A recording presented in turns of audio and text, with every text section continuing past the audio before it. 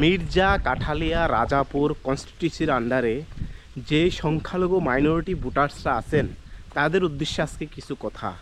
আপনাদের প্রার্থী হচ্ছে আমাদের শ্রদ্ধেয় ডেভিড মুরা সিং। শ্রদ্ধেয় কেটা ডেভিড মুরা সিং।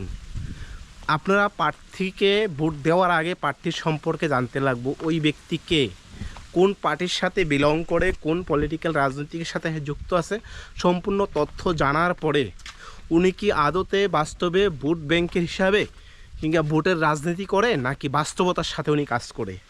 আপনারা লক্ষ্য করলে দেখবেন যে এই রাজ্যে যখন ক্রমাগত মুসলমানদের উপর নির্যাতন আক্রমণ হয়েছে, একমাত্র ডেভিড মুরা সিং তিনি বিনা স্বার্থে কারোর পক্ষে না যায় সেটা সাংবিধানিক তরিকায় এই রাজ্যে সংখ্যালঘু মুসলমানদের উপর নির্যাতনের তীব্র প্রতিবাদ করছে, যার কারণে ওনার উপর নোটিশ জারি করা হয়েছে। উনি নাকি শান্তি সম্প্রীতি ঐক্য বিনষ্ট করার জন্য ওনাকে উদয়পুর এসডিএম অফিসে ডাকা হয়েছে। ওই দিনকে আমরাও গেছি, কিন্তু ওই দিনকে যে ডেভিড দ্বারা যেদিনকে নোটিশ দেওয়া হয়েছে, নোটিশে হাজির হইতে হয়েছে, 30,000 টাকার বন্ড দেওয়া হয়েছে। তিনি এই ধরনের কথা কইতো না, মুসলমানের পক্ষে আর কথা কইতো না। এই ধরনের বর্তমান বিজেপি শাসিত রাজ্য সরকার এইভাবে চাপ সৃষ্টি করছে যাতে না কথা কয়। সেই ডেভিড মুরা সিং যে প্রতিক্রিয়ায় ঘটনা হয়েছে, যে প্রতিক্রিয়ায় 15টা পরিবার, মুসলমান পরিবার, সংখ্যালঘু মুসলমান পরিবারের উপর নির্যাতন করা হয়েছে, তাদের বড়গাড়ি পুরানো হয়েছে, তাদের সব কিছু ব্যবসা প্রতিষ্ঠান থেকে শুরু করে সর্বস্ব ধ্বংস করছে, তাদের পক্ষে কথা কইতে গেছে এক উদয়পুরতে হয়ে গেছে ফটিকরায় গেছে।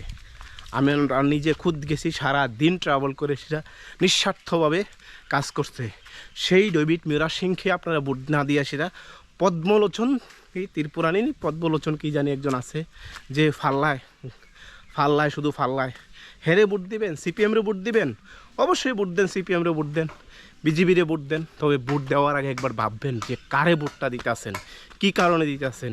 সিপিএম তো তখন আসলো, সিপিএম কোনো নেতা কোনো মন্ত্রী কেন কথা কইছে না, কেন আপনাদের পক্ষে কথা কইছে না, কেন সংবিধানে গণতান্ত্রিক দেশ সেটা এই জায়গায় কেউ কথা কইছে না, এটা প্রশ্ন করেন, বিবেককে প্রশ্ন করেন।